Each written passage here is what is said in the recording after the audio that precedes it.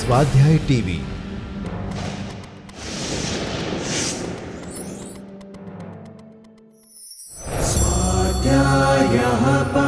Doctor Baba Saheb Ambedkar open university.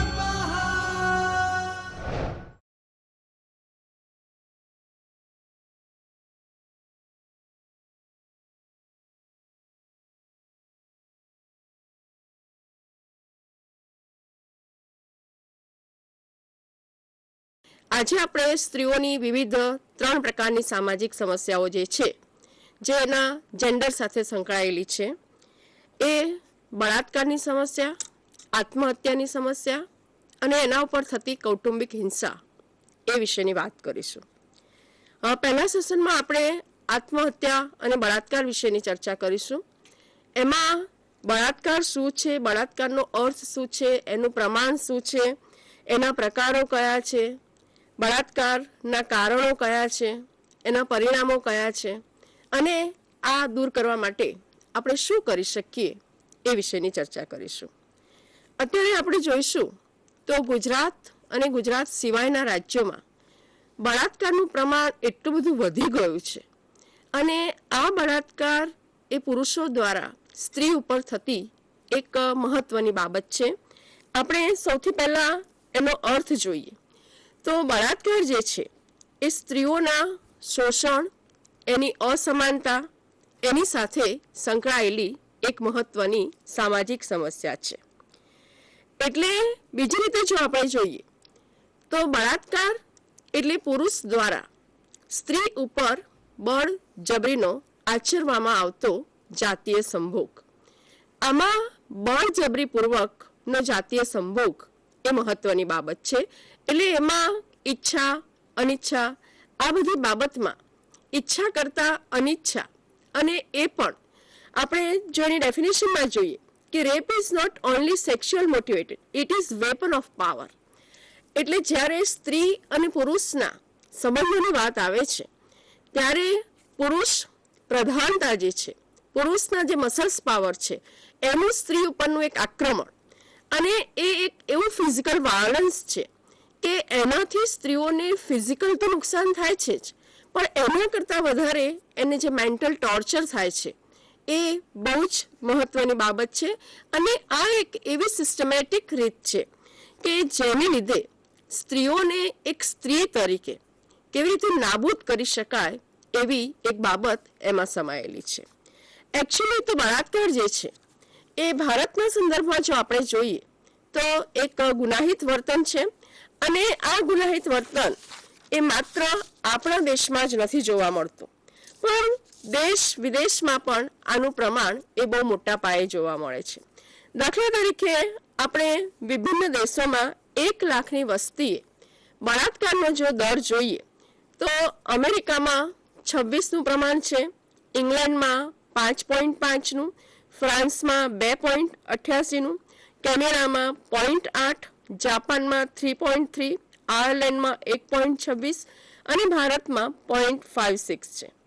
એટલે બીજા દેશોની સરખામણીમાં કદાચ આપણને એવું લાગે કે ભારતમાં બળાત્કારનું પ્રમાણ ઓછું છે, પણ એની છેલ્લા થોડીક જો આંકડાકીય વિગતો જોઈએ તો આપણને ખ્યાલ આવશે કે ભારતમાં બળાત્કારનો દર જે છે એ બહુ ઊંચો રહ્યો છે, અને સ્ત્રીઓ માટે આ એક શરમજનક પરિસ્થિતિમાં મુકાય એવી એક ઘટના છે કે જેને લીધે એને જીવવું પણ ઘણીવાર અઘરું બનતું હોય છે. ભારતમાં 1974માં જે આપણી પાસે આંકડા નોંધાયેલા છે એ મુજબ 2982, 88માં 8706, 91માં 9794 અને 1993માં 11117 છે. એટલે જો મારે એક વાત ખાસ અહીં કહેવી છે કે છેલ્લા 5 વર્ષોમાં મેં પરમ દિવસે જ ધી હિન્દુ એ પેપરમાં વાંચ્યું છે કે છેલ્લા 5 વર્ષમાં, અને ટાઈમ્સ ઓફ ઇન્ડિયામાં ડૉક્ટર ઈલાબેન પાઠકે છેલ્લા અઠવાડિયા પહેલાં જ ના ટાઈમ્સમાં એમણે લખ્યું છે કે 2001, 2 ને 3 એમાં બળાત્કારના આંકડા અને સ્ત્રીઓ સામે થતા ગુનાના આંકડા ખૂબ ઘટ્યા છે. એટલે તમે જ્યારે આ ચર્ચા કરી રહ્યા છો ત્યારે 1993ની વાત કરી રહ્યા છો, હું 2005ની વાત કરી રહી છું કે 2001થી 2005માં એ સતત ઘટતા રહ્યા છે. અને એનું મુખ્ય કારણ એ બન્યું છે કે સ્ત્રીઓની જાગૃતિ, સ્ત્રી સંસ્થાઓની જાગૃતિ, સરકારની જાગૃતિ અને સાથે સાથે સરકારના પગલાં. કારણ કે બળાત્કાર ખરાબ જ છે, ન જ થવો જોઈએ. અને તમે સૌ મિત્રોએ પણ જોયું હશે કે ભારતમાં એ ઓછો છે. એનો અર્થ એ થયો, બે અર્થ થઈ શકે. કાં તો એ રજિસ્ટર ઓછા થાય છે અથવા તો ભારતનો પુરુષ હજુ એટલી હિંમત કરતો નથી. એટલે આપણે જ્યારે સોશિયોલોજીસ્ટ તરીકે વાત કરીએ ત્યારે 2005ની જ્યારે વાત કરીએ તો 2001થી 5 હમણાં જ કદાચ 10 દિવસ પહેલાં ડૉક્ટર ઇલાબેન પાઠકનું ટાઈમ્સ ઓફ ઇન્ડિયામાં નિવેદન હતું, એક આખો આર્ટિકલ હતો. એમાં હતું કે 94 અને 2001 એની બે સંખ્યાઓ એણે જોઈ હતી અને એમણે કહ્યું કે એમાં એ ડોમેસ્ટિક વાયોલન્સ સ્ત્રીની સામે ઓછું થયું છે. સાથે સાથે હિન્દુમાં 3 દિવસ પહેલાં એની ચર્ચા હતી આખી કે સૌથી એમાં ગુજરાત બહુ પાછળના ક્રમે આવે છે. સારી વાત છે એકદમ, કારણ કે ગુજરાતમાં એ ઓછું જોવા મળે છે. છતાં પણ હમણાં ગઈકાલનો જ એક દાખલો હમણાં એ બન્યો અને એની પર તરત જ પગલાં લેવાયા. ગઈકાલે જ હું એ મહિલા આયોગની જે ચર્ચા થઈ એ મેં ચર્ચા સાંભળી હતી અને આજે જ સવારે પેપરમાં છે કે એની પર તરત જ તાત્કાલિક પગલાં લેવાયા છે. એટલે બળાત્કાર એ ભયંકર બાબત છે અને જ્યાં પણ કંઈ બને, કંઈ બી થાય તો તમે એક વિદ્યાર્થી તરીકે, સમાજશાસ્ત્રના વિદ્યાર્થી તરીકે, એક એક્ટિવિસ્ટ તરીકે તાત્કાલિક એને રજિસ્ટ્રેશન કરાવવું જોઈએ, એટલે FIR નોંધાવવી જોઈએ અને સાથે સાથે ડૉક્ટરી તપાસ કરવી જોઈએ. I am sorry to disturb you, પણ આ સામાજિક સમસ્યા છે અને સ્ત્રીઓની સમસ્યા છે એટલે મારાથી બોલાયા વગર રહ્યું નહીં. થેન્ક યુ અમ્રપાલીબેન. આ જે 93ના આંકડા મેં તમને કહ્યા એના પછી આપણે લાસ્ટ ટાઈમ જે જોયું હતું કે 2001માં શું થયું અને 2005માં શું થયું, અને એમાં જે બેને કહ્યું કે એમાં આંકડા ઘટ્યા છે. એ ઘટ્યા છે એનું જે પ્રમાણ છે એ પ્રમાણ માટેની કેટલીક વિગતો છે. એના માટે આપણી સરકારે જે રજૂઆત કરી છે અને ખાસ કરીને પહેલાં જે બાબતો હતી અને આજે એમાં જે પરિવર્તન આવ્યું છે એમાં બળાત્કારના ગુના વિશેની કેટલીક પ્રારંભિક સમજૂતી આપણે મેળવીએ એટલે આપણને ખ્યાલ આવશે કે શા માટે આ પ્રમાણ આપણને ઘટતું જતું જોવા મળે છે. કારણ કે આપણા જે બળાત્કારનો ગુનો છે એમાં કલમ 375 અને 376 એમાં આ બાબતને એક અતિ ગંભીર ગુના તરીકે ગણવામાં આવી છે.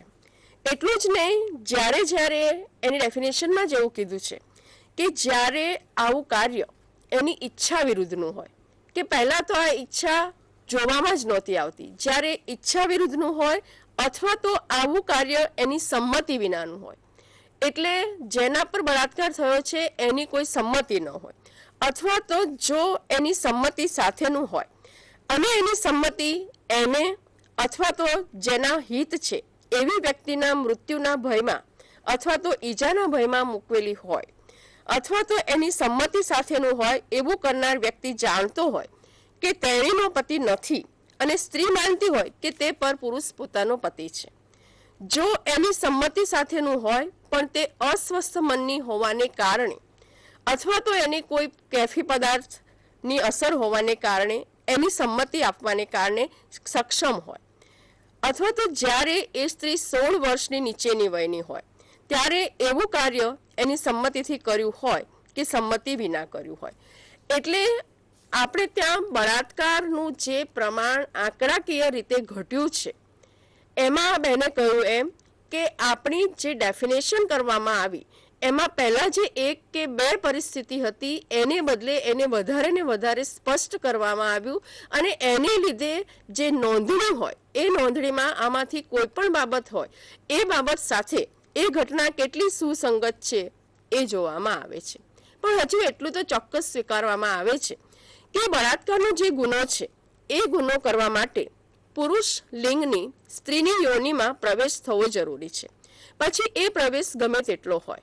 અને આ બાબત ઉપર ઘણીવાર કાયદાનો દુરુપયોગ પણ કરવામાં આવે છે, એના વિશેની અણસમજ પણ ધરાવતા હોય છે અને ઘણીવાર એ કિસ્સા એકચ્યુઅલ જે બન્યા હોય એ આવું નથી થયું માટે નોંધાતા નથી હોતા એવું પણ બનતું હોય છે. એટલે આંકડાઓની ભ્રમજાળમાં પડ્યા વિના આપણે એ બાબત સ્વીકારવી પડે કે બળાત્કારનો જે ગુનો છે એ ગંભીર ગુનો છે અને એને આપણે કોઈ પણ સંજોગોમાં ચલાવી ન લેવાય. મિત્રો, હવે આપણે સહેજ જોઈએ કે બળાત્કારના જુદા જુદા પ્રકારો કેવા છે. જો તમે બળાત્કારના પ્રકારો વિશે જોવા માંગતા હોય તો એક છે કમ્યુનલ રેપ. આપણે ગુજરાતમાં જ્યારે જ્યારે આવા કમ્યુનલ રેપ થયા છે, બીજા સ્ટેટમાં પણ થયા છે કે કમ્યુનલ રાઇટ્સ વખતે કોઈ એક ધર્મની સ્ત્રી, બીજા ધર્મનો પુરુષ, બીજા ધર્મની સ્ત્રી, બીજા ધર્મનો પુરુષ, એવી રીતે કમ્યુનલ બેઝ ઉપર આપણે ત્યાં રેપ થતા હોય છે. એ કમ્યુનલ રેપ છે.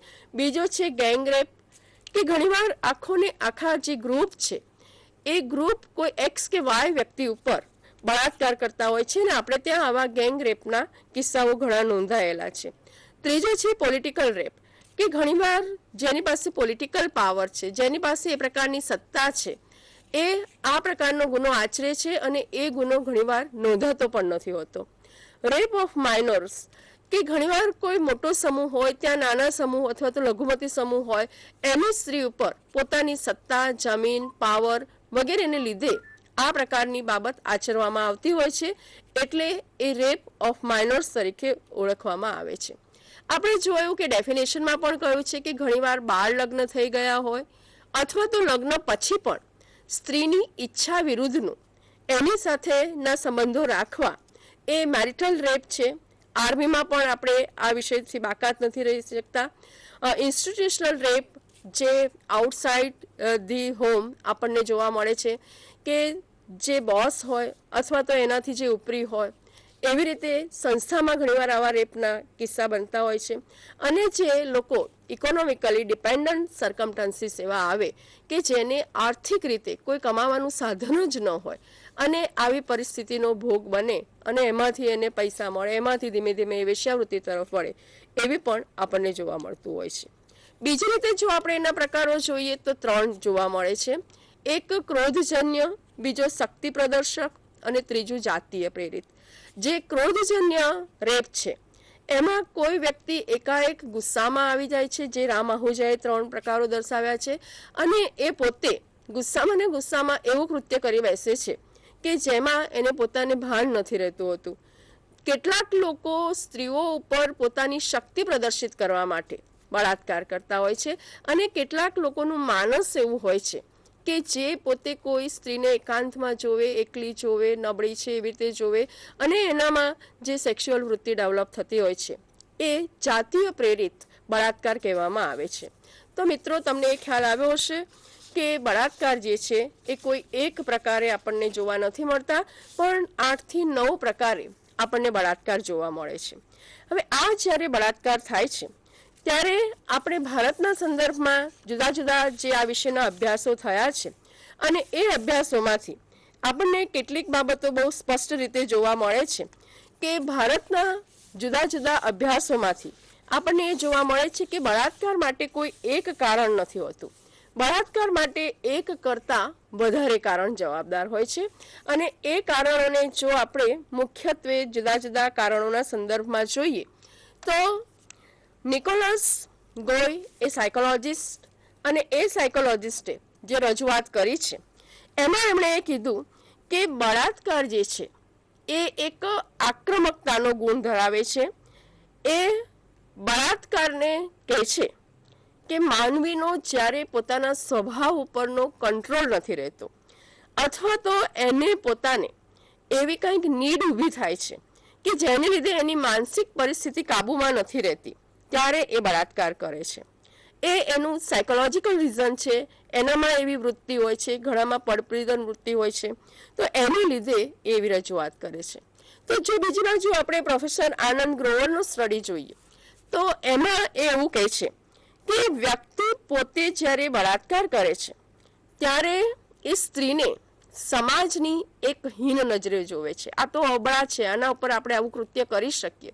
અને એવી સ્ત્રીઓ જ્યારે બળાત્કારનો ભોગ બને છે ત્યારે સમાજમાં એને એટલી બધી પરિસ્થિતિનો સામનો કરવો પડે છે કે એનું વન ઓફ ધી રીઝન એ વેશ્યાવૃત્તિ આપણને જોવા મળે છે. આપણને એમ થાય કે આ વેશ્યાવૃત્તિને બળાત્કારને શું સંબંધ હશે? તો જો આપણે 2005નો ડેટા જોઈએ અને વેશ્યાવૃત્તિની સમસ્યાની વાત કરીએ તો વેશ્યાવૃત્તિમાં જોડાયેલી 20% બહેનો એ ભૂતકાળમાં કોઈને કોઈ રીતે બળાત્કારનો ભોગ બનેલી હોય છે. એટલે ઘણીવાર એવું કરવામાં આવે છે કે કુમળી વયની સ્ત્રીઓ હોય એ સ્ત્રીઓને ઉપાડી જવામાં આવે, એનું અપહરણ કરવામાં આવે, એના પર બળાત્કાર કરવામાં આવે અને ધીમે ધીમે એને વેશ્યાવૃત્તિ તરફ ધકેલવામાં આવતી હોય છે. બીજું એક કારણ છે એ છે બદલાની ભાવના. બળાત્કારના કેટલાક કિસ્સાઓમાં બદલાની જે ભાવના છે એ આપણને કારણરૂપ જોવા મળે છે કે કોઈને કોઈ પ્રકારે એનો બદલો લેવો. એ સ્ત્રીની સામે વ્યક્તિગત હોય, કૌટુંબિક હોય, એનું જીવન બરબાદ કરવાની વૃત્તિ હોય, એની પ્રતિષ્ઠા, એની આબરૂને ધક્કો પહોંચાડવાનું હોય અને એવા બદલાની ભાવનાના રૂપે આ એક ગંભીર ગુનો આચરવામાં આવતો હોય છે. એકાંત. આપણે ત્યાં બળાત્કારના જે કિસ્સાઓ થયા છે એ કિસ્સાઓનું વિશ્લેષણ જે ક્રિમિનોલોજિસ્ટે કર્યું છે એમાં એક બાબત બહુ સ્પષ્ટ રીતે જોવા મળે છે કે મહદઅંશે સાંજના અથવા તો રાતના જ્યારે કોઈ સ્ત્રી એકલી નીકળે છે ત્યારે એ એકાંત એ પેલા અપરાધીઓને ઉત્તેજન અપાવે છે. ખાસ કરીને પર્વતવાળા પ્રદેશ હોય એવા પ્રદેશોમાં આ એકાંતવાળી પરિસ્થિતિ છે એમાં આપણને આ જોવા મળે છે. પ્રોફેસર રામ આહુજાનો જે અભ્યાસ છે એમાં પણ આપણને એ જોવા મળ્યું છે કે 70% કિસ્સામાં બળાત્કારનો ભોગ બનેલી સ્ત્રીના ઘરમાં જ બળાત્કાર બન્યા હોય એવું જોવા મળે છે કે જ્યારે એ સ્ત્રી ઘરમાં એકલી હોય. તો બીજી બાજુ એનાથી એક જુદું પણ કારણ છે કે ગીચ વસ્તી, ખાસ કરીને મેટ્રોપોલિટન સિટીમાં ને એમાં તમે જુઓ તો તિવારીનો દિલ્હીનો જે અભ્યાસ છે એમાં આપણને એવું જોવા મળ્યું છે કે દિલ્હી જેવા મેટ્રોપોલિટન સિટીમાં ભર બજારે પણ આવી ઘટના બનતી હોય એવું નકારી શકાય નહીં. જાતીય તૃપ્તિની ઈચ્છા. બળાત્કારી પુરુષનો જે હેતુ છે એ સ્ત્રી દ્વારા બળજબરીથી શારીરિક સુખ મેળવવાનો છે. જ્યારે જ્યારે રમખાણો થયા છે, યુદ્ધો થયા છે, ત્યારે ગુંડાઓ, સૈનિકો એ બધામાં ક્યારેક આપણને એવું જોવા મળે છે કે સ્ત્રીઓ સાથેના આ પ્રકારના વ્યવહાર જોવા મળે છે. કેટલાક લોકોનો અનુભવ એવો છે કે જાતીય ઈચ્છા જે છે એ જાતીય ઈચ્છા ઉપર જ્યારે એમનો કંટ્રોલ નથી રહેતો ત્યારે આવી પરિસ્થિતિનો ભોગ બનતા હોય એવું જોવા મળે છે. દાખલા તરીકે આપણને ઘણીવાર એવું જોવા મળે કે કોર્ટમાં કેમ આવું બન્યું, અથવા તો પોલીસ સ્ટેશને જ કેમ આવું બન્યું, અથવા તો જેને આપણે રક્ષક માનીએ છીએ એ લોકો જ આવી પરિસ્થિતિનો ભોગ બનાવતા હોય ત્યારે આવી પરિસ્થિતિ સર્જાતી હોય છે. તાજેતરમાં જ બેને કહ્યું કે અમદાવાદમાં જ્યારે આવી ઘટના બનતી હોય ત્યારે એની પાછળ એમની વૃત્તિ, એની સાથે સાથે અત્યારના સંજોગોમાં જો આપણે જોઈએ તો સ્ત્રીઓ પોતે પણ ઘણીવાર આવા ઉત્તેજક પોશાક, ખાસ કરીને એમની યુવાની પ્રદર્શિત કરવા માટે આવું કરતી હોય છે કે એમના ઉત્તેજક પોશાક, ખાસ કરીને 18 થી 20 વર્ષની વય જૂથમાં થયેલા બળાત્કારનું જે એનાલિસિસ કરવામાં આવ્યું છે એમાં યુવતીઓના હાવભાવ, યુવતીઓના પોશાક, એમનું વર્તન એ પણ એને માટે જવાબદાર જોવા મળે છે. બીજી બાજુ આપણે ત્યાં અત્યારે એટલું બધું અશ્લીલ સાહિત્ય, ટીવીની ચેનલો, ફિલ્મો એ બધામાં હાલતા ચાલતા આપણને બળાત્કારના કિસ્સાઓ જોવા મળે છે. એટલે આ ઘટના એક સામાન્ય બની ગઈ છે અને જ્યારે એવી ઘટના ન હોય તો જાણે એ મનોરંજનનું સાધન એ પૂરતું નથી એવું ગણવામાં આવે છે. તો આવા બધા જે પાવર પોલિટિક્સ છે, ખાસ કરીને કાસ્ટ, ક્લાસ અને કમ્યુનિટીમાં પાવર સ્ટ્રક્ચર અને પુરુષ પ્રધાનતા એ આપણા સમાજની જે વાસ્તવિકતા છે એને લીધે આપણને બળાત્કાર થતા હોય એવું જોવા મળે છે. મિત્રો, હવે આપણે પછીના પોઈન્ટ ઉપર જોઈએ કે ખાસ કરીને જે જેન્ડર સાથે સંકળાયેલું છે કે પુરુષનું જે વલણ છે, પુરુષની જે સત્તા છે એનામાં જે પ્લેઝર ઓફ મેન, તમે મથુરા કેસ જુઓ, રમીઝાબીનો જુઓ, ગોવાના ગેંગ રેપ જુઓ કે જેમાં એક પ્રેગ્નન્ટ સ્ત્રી ઉપર બળાત્કાર કરવામાં આવ્યો હતો. ડૉક્ટર અને દર્દીના સંદર્ભમાં બેંગ્લોર અને વિમોચના સંસ્થાએ જે આંદોલન આચર્યું હતું એ જુઓ. એલ્ફિસ્ટન કોલેજનો જે રેપ છે કે એક સ્ટુડન્ટ અને 6 છોકરા, એ આખો જે ગ્રુપ ગેંગની વાત હતી એ બધામાં આપણને બહુ જોવા મળે છે કે મધ્યમ વર્ગ હોય, ખામોશી હોય, ડરપોકતા હોય, એકલતા હોય, અને ખાસ કરીને જે ઉચ્ચ અથવા તો પ્રભુત્વ ધરાવનાર વ્યક્તિ એ નાની વ્યક્તિનું શોષણ કરે છે, અને એ શોષણમાં એ વ્યક્તિ જ્યારે અમુક હદથી આગળ વધારવાની તક આપે છે ત્યારે એમાંથી આપણને આ બધી બાબત જોવા મળે છે. અત્યારે એટલું થયું છે કે જે જુદી જુદી સંસ્થાઓ છે અને જુદી જુદી વય જૂથની વ્યક્તિઓ છે એ આના વિશે થોડી અવેર બની છે, અને એને લીધે આ બાબતમાં થોડો ઘટાડો થયો હોય એવું જોવા મળે છે. પણ આને આપણે એની જો અસરોના સંદર્ભમાં જોઈએ તો આપણને ખ્યાલ આવે કે બળાત્કારને લીધે એની અસરો કેવી રીતે થતી હોય છે. કોઈ સંજોગોમાં બળાત્કાર કરીને એને એમ થાય કે હવે આપણે પકડાઈ જઈશું, આ છોકરી બધાને કહી દેશે, તો એનું ખૂન કરતા અચકાતા નથી હોતા. કેટલીક વાર ગર્ભાધાનની સમસ્યા એમાંથી થતી હોય છે, કારણ કે બળાત્કારી જે છે એ અપરાધી સાથેના જાતીય સતામણી, એના એક્સ કે વાય વ્યક્તિ સાથેના સંબંધો, એમાંથી એને ગુપ્તરોગ થવાની શક્યતા, એડ્સ જેવા પ્રોબ્લેમ એમાંથી સર્જાય છે. પતિ, સાસુ સસરા કે મા બાપ અને ભાઈઓ વગેરે નિકટના જે સગા છે એ ઘણીવાર બળાત્કારના કિસ્સામાં સ્ત્રીની જે પ્રાયોરિટી છે, સ્ત્રીની જે પ્રમાણિકતા છે, પ્યોરિટી છે, એની સામે શંકા ઉઠાવતા હોય છે, અને આને લીધે કુટુંબની જે પ્રતિષ્ઠા છે એના ઉપર ભંગાણ થતું હોય છે. એટલે કૌટુંબિક ભંગાણ અને બ્રોકન ફેમિલી આમાંથી સર્જાવાની શક્યતા વધે છે. બળાત્કારનો અનુભવ કોઈ પણ સ્ત્રી માટે સુખદ નથી હોતો, બહુ જ દુઃખદાયક હોય છે. એ સ્ત્રીની માનસિક પરિસ્થિતિ એ એટલી હદે એ થઈ જાય છે કે એમાંથી એ આત્મહત્યા કરવાનું પણ વિચારે છે.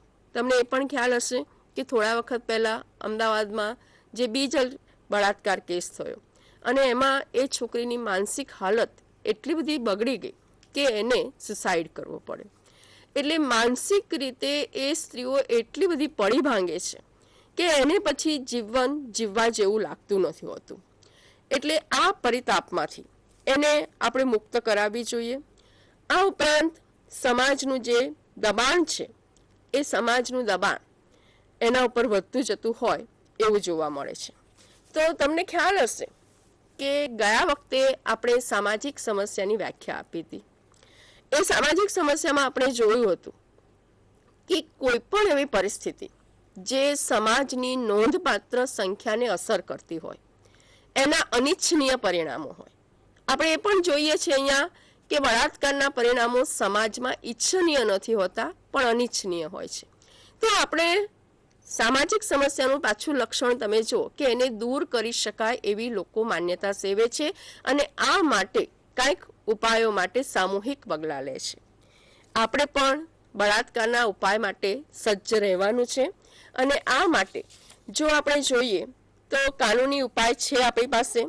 1983નો જે ફોજદારી કાયદો છે એમાં જે કાંઈ બાબતો કહેવામાં આવી છે, કાનૂની કાયદામાં જે કસ્ટોડિયલ રેપની વાત કરવામાં આવી છે કે જેમાં રક્ષક તરીકે ફરજ બજાવતા જે કોઈ અધિકારી હોય એ જો એના ઉપર બળાત્કાર આચરે તો એ રક્ષક અથવા તો ફરજ બજાવતા હોય. દાખલા તરીકે આપણે ત્યાં પોલીસ થાણો છે, હોસ્પિટલ છે, રિમાન્ડ હોમ છે કે જેમાં આપણે એક અપેક્ષા લઈને જઈએ છીએ કે જ્યાં આપણને ન્યાય મળશે, અને છતાંય જ્યારે એવી વ્યક્તિઓ આવું કરે છે ત્યારે એની સામે કોર્ટ સખતમાં સખત પગલાં લે છે. આના માટે ખાસ અદાલતો ઊભી થવી જોઈએ. મહિલા વકીલો, મહિલા પોલીસ સ્ટેશનો, આ બધું ધીમે ધીમે હવે વધવા લાગ્યું છે.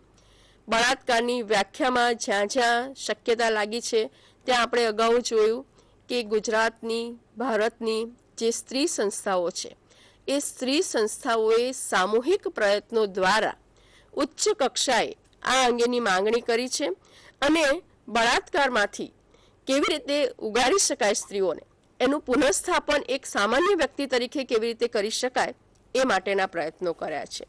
અને સ્વ બચાવ માટેની સ્ત્રીઓને તાલીમ આપવી જોઈએ એવું મારું બહુ સ્પષ્ટપણે માનવું છે. કારણ કે એકલા જવું કે એકલા ફરવું કે સ્ત્રી હોવું અને આપણે આ કામ ન કરી શકીએ એ સાથે આપણે સંમત ન થવું જોઈએ. આપણે પોતે જ આપણું એક રક્ષણ મેળવી શકાય એવી તાલીમ આપણને મળવી જોઈએ. એટલે કોઈ આલતુ ફાલતુ પુરુષ જે છે એ આપણી પાસે આવી જ ના શકે. અને જો આપણે આવા પ્રયત્નોથી જીવીશું તો બળાત્કારનો ભોગ બનવાની બહુ શક્યતા નહીં રહે. એટલે પહેલાં તો આપણે આપણી જાતને, આપણે આપણા સ્વને, આપણે પોતે જ એટલા સરસ રીતે તૈયાર થવાની જરૂર છે કે જેથી કરી અને આ સમસ્યાનો ભોગ આપણે ન બની. જ્યાં પણ આવું બને છે ત્યારે તરત એની સામે સામનો કરતા શીખવું જોઈએ. એ સ્ત્રીને આપણે એક દયાજનક પરિસ્થિતિમાં મૂકીએ એના કરતાં એ થોડી પોતાની રીતે શીખે એ પણ એટલું જ જવાબદારીપૂર્વક આપણે વર્તવું જોઈએ નાગરિક તરીકે. અને આપ સૌ તો સમાજશાસ્ત્રના વિદ્યાર્થીઓ છે, એટલે સમાજમાં જ્યાં જ્યાં આવી ઘટના બને છે ત્યાં આપણે એની સામે એક પગલાં લેવા જોઈએ અને સામૂહિક પ્રયત્નો દ્વારા, સમાજમાં અવેરનેસ દ્વારા આપણે ચોક્કસ આ સમસ્યાને થોડી હળવી બનાવી શકીએ એવું આપણે માનીએ છીએ. મિત્રો, એ પછીની સમસ્યા વિશે આપણે થોડી વાત કરીએ અને એ છે આત્મહત્યાની સમસ્યા. આત્મહત્યા વિશે સમાજશાસ્ત્રના એક વિદ્યાર્થી તરીકે આપ સૌ જાણતા હશો કે સમાજશાસ્ત્રમાં દરખાઈમે આ વિશેની રજૂઆત કરી. એણે આત્મહત્યા વિશે એક આખું પુસ્તક લખ્યું. એમાં એને જુદા જુદા પ્રકારો દર્શાવ્યા, એના જુદા જુદા તારણો દર્શાવ્યા અને આ સમસ્યાને આપણે કઈ રીતે જોઈએ છે તો સૌથી પહેલાં તો એનો અર્થ જોઈએ. આપણને સૌને એ ખ્યાલ છે કે સુસાઇડ શબ્દ જે છે એમાં જો તમે જોશો કે અંગ્રેજી અને લેટિન શબ્દ સ્યુ એટલે કે પોતાની જાતે અને સીડો એટલે મારી નાખવું, એટલે પોતાની જાતને મારી નાખવી એને સુસાઇડ ગણવામાં આવે છે. આત્મહત્યાના ગુજરાતી શબ્દમાં જો આપણે જોઈએ તો એમાં એવું છે કે આત્મ એટલે પોતાની જાત અને હત્યા એટલે મારી નાખવું. એટલે પોતાની જાતને મારી નાખવાનું કૃત્ય એ આત્મહત્યા છે.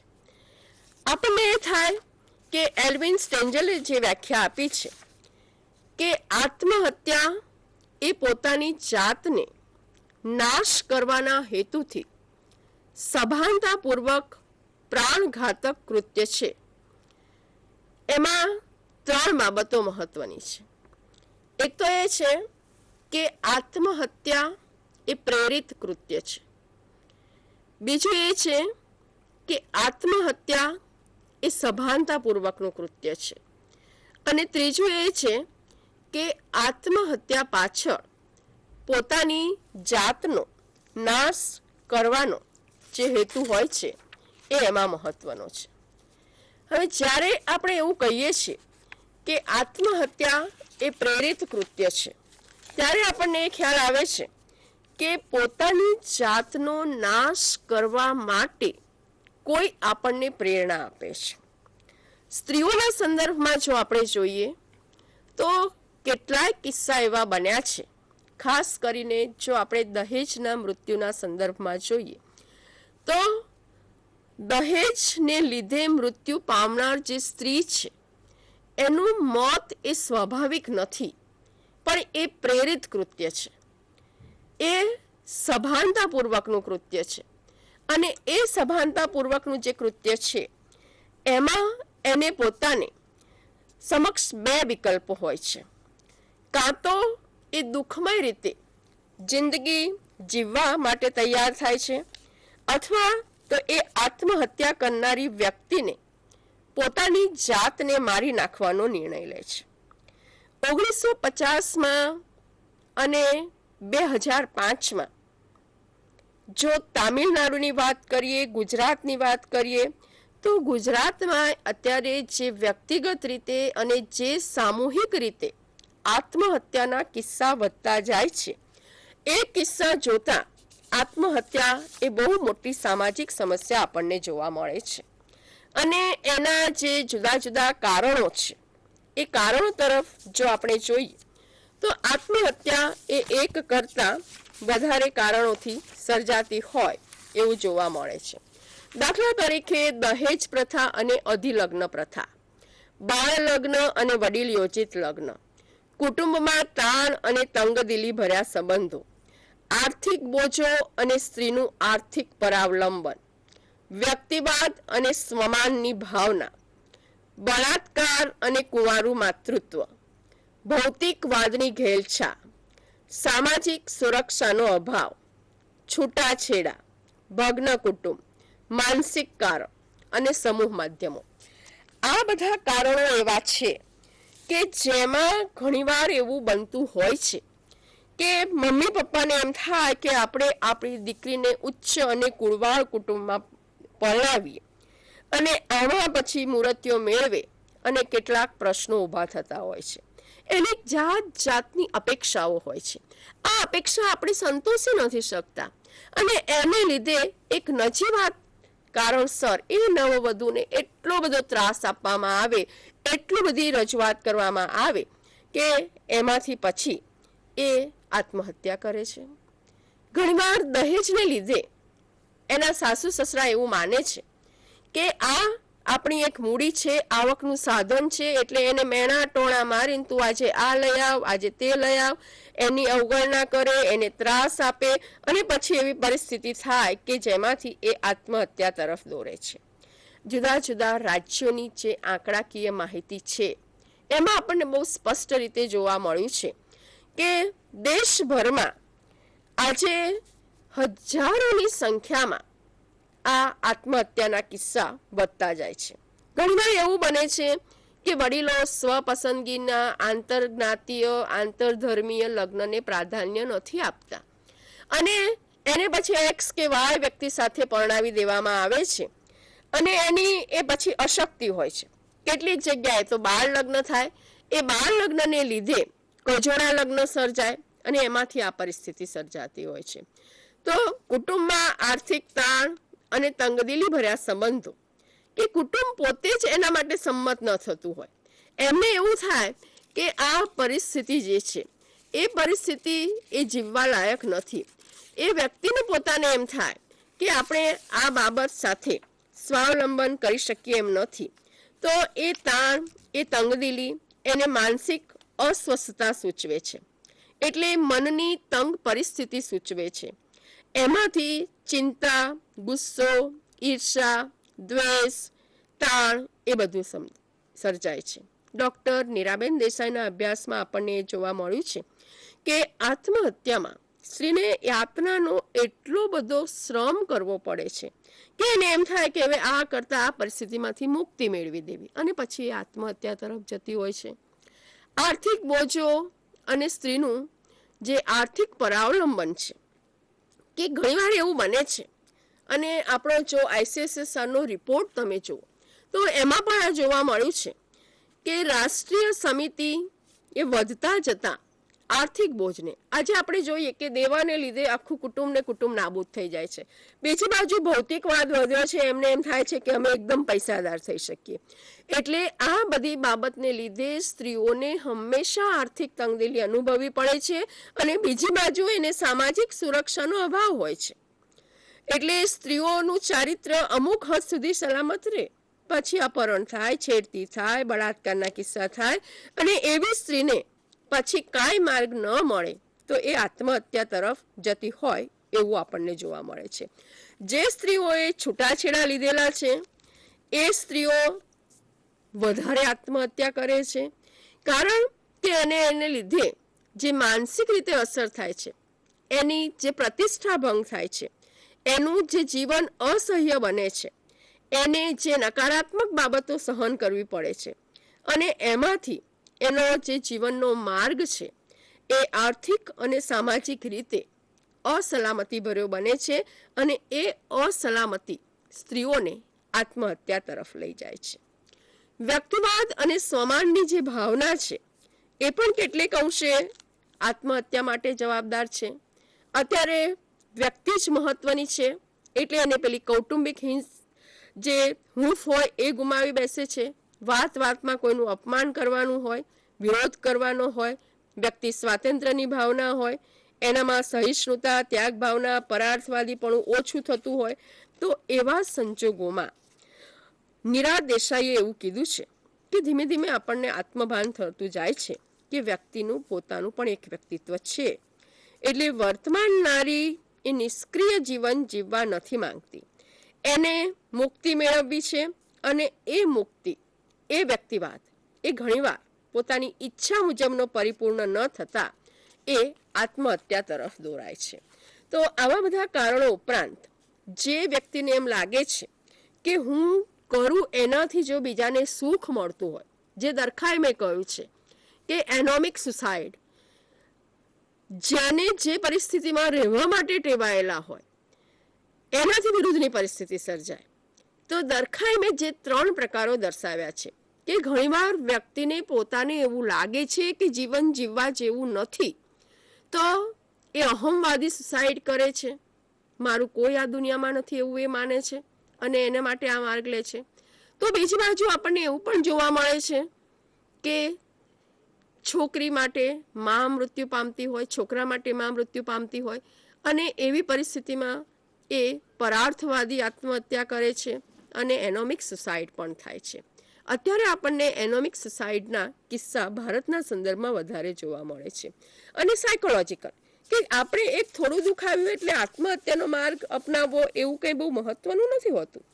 તો આ બધી બાબત એ આત્મહત્યાના પરિણામો સાથે સંકળાયા કરતા એ કયા કારણોસર આત્મહત્યા કરે છે, કારણ કે આફ્ટર ઓલ મૃત્યુ પામવાનું છે ને પછી તો એનું ફેમિલીનું શું થશે, એનું કુટુંબનું શું થશે, એ વ્યક્તિ નથી જોવા રહેવાની. એટલે એના પરિણામો ગંભીર આવવાના છે જ, અને આવે છે એ આપણે માની લેવું જોઈએ. તો આનું નિવારણ કેવી રીતે કરી શકાય? આપણે ત્યાં એના અસરકારક કાનૂન છે. મિત્રો, તમારે નોંધવું હોય તો નોંધી લેજો.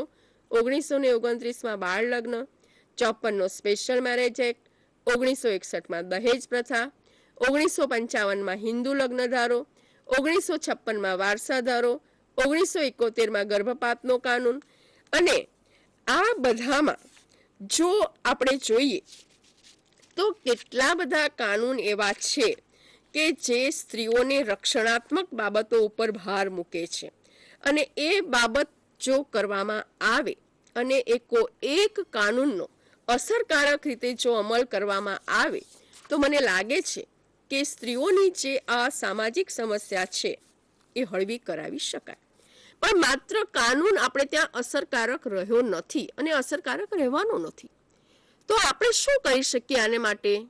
એ પણ મહત્વની બાબત છે. એક તો એ છે કે આપણે સ્ત્રી વિષયક દ્રષ્ટિકોણમાં પરિવર્તન લાવવું જોઈએ. સ્ત્રી જીવન અંગેની પરંપરાગત જે વિચારસરણી છે એનું જે સાતત્ય છે, સમાનતા, સ્વતંત્રતા, લોકશાહી, માનવતા, વ્યક્તિનું ગૌરવ, સામાજિક ન્યાય, આ બધું બંધારણે આપ્યું છે. અને જો એને વાસ્તવિકતામાં મૂકીએ તો સ્ત્રીઓ સામેના જે બેવડા ધોરણો છે એ બેવડા ધોરણો અટકી જશે. કારણ કે આપણે ત્યાં જ્યારે મૂલ્યાંકન કરવાનું હોય છે એક વ્યક્તિ તરીકે, તો સ્ત્રી માટેનું જુદું હોય છે અને પુરુષ માટેનું જુદું હોય છે. એટલે આ બધી બાબતને આપણે બરાબર સમજી લેવી જોઈએ. આપણા જે સંસ્થાકીય વ્યવહારો છે એ વ્યવહારોમાં પરિવર્તન લાવવું જોઈએ. સ્ત્રીની સમાજની જે વિચારસરણી દ્વારા આપણને જોવા મળે છે, એટલે લગ્ન છે, કુટુંબ છે, વ્યવસાય છે, મિલકત, શિક્ષણ, જાહેર જીવન, આ બધામાં આપણને તમામ સંસ્થાઓમાં સ્ત્રી અને પુરુષોમાં આપણને જે ભેદભાવ જોવા મળે છે એ ભેદભાવ ન રહે એ માટેના પ્રયત્નો કરવા જોઈએ. અને આપણા જે સામાજિક ધોરણો છે એ સામાજિક ધોરણોમાં પણ પરિવર્તન લાવવું જોઈએ. યોગ્ય રીતે આપણે સમાજીકરણ કરવું જોઈએ. કારણ કે ભારતીય સમાજમાં સ્ત્રીનું એક એવી રીતે સમાજીકરણ કરવામાં આવે છે કે આપણે અસમાન છીએ, સ્વતંત્રતાના ભોગવાય, સ્વચ્છંદતા તરફ તો જવાય જ નહીં, નસીબવાદને પ્રોત્સાહન આપવાનું, સહનશક્તિ, ઉદારતા, સહિષ્ણુતા, પરાર્થવાદી, સેવાભાવની, આ બધી આપણી પરંપરાઓ રહી છે. હવે જો આપણે આ બધા ગુણોથી કેળવાવું હોય અને સામાજિક જાગૃતિનો માર્ગ ન અપનાવીએ તો કેટલાક પ્રશ્નો ઊભા થવાની જરૂર છે. કારણ કે ઘણીવાર તો આ વિશેના સામાજિક જાગૃતિ લાવવામાં કેટલાક પરિબળો બરોબર કામ નથી કરતા, તો એના માટે પણ આપણે બરાબર પ્રયત્નો કરવા જોઈએ. જે કુટુંબમાં એકતાભર્યું વાતાવરણ છે, કારણ કે અત્યારે માણસને પોતાના જે પ્રશ્નો છે એ પ્રશ્નોને સોલ્વ કરવા હશે તો કુટુંબમાં એકતા હોવી જોઈએ. દરખાઈમે પણ આ વાતને કરી છે કે જે કુટુંબમાં એકતા છે ત્યાં આત્મહત્યાના કિસ્સા ઓછા બને છે. સામૂહિક પગલાં, કારણ કે સામૂહિક સુસાઇડ થવા માંડ્યા, તો બધાએ પ્રયત્નો કરવાના છે. જે પડી ભાંગે છે એને બહાર લાવવાના છે. આ માટેની હેલ્પલાઇન આપણે શરૂ કરવી પડે. અને આફ્ટર ઓલ વ્યક્તિ કુટુંબમાં રહે છે, એટલે કુટુંબમાં જેટલી સંવાદિતા હશે એટલી સંવાદિતા એમાં વધારે અસરકારક બનશે. માધ્યમોની પણ અસરકારક ભૂમિકા રહી છે, કારણ કે માધ્યમોમાં આ બધું બતાવે છે એટલે સામાન્ય માણસ એને આચરે છે. તો મિત્રો, આ બધા જે પ્રશ્નો આપણે જોઈએ છે એમાં આ સેશનમાં આપણે સ્ત્રીઓની બે સામાજિક સમસ્યાની બહુ જ ઉપરછલી વાત કરી છે. એક ગંભીર એવી સમસ્યા એ બળાત્કાર અને માનવીનું પોતાનું જીવન નાશ કરે એવી આત્મહત્યાની સમસ્યા. આ બંને સમસ્યાઓ સ્ત્રી જીવનને એક વિશેષ રીતે સ્પર્શે છે. એના એક સામાજિક સમસ્યાના સંદર્ભમાં જો આપણે મૂલવીએ તો આપણે એનો અર્થ જોયો, એના કારણો વિશેની વાત કરી, એના પરિણામો વિશેની વાત કરી અને કેવી રીતે એને દૂર કરી શકાય એ વિશેની રજૂઆત કરી છે. સ્વાધ્યાયઃ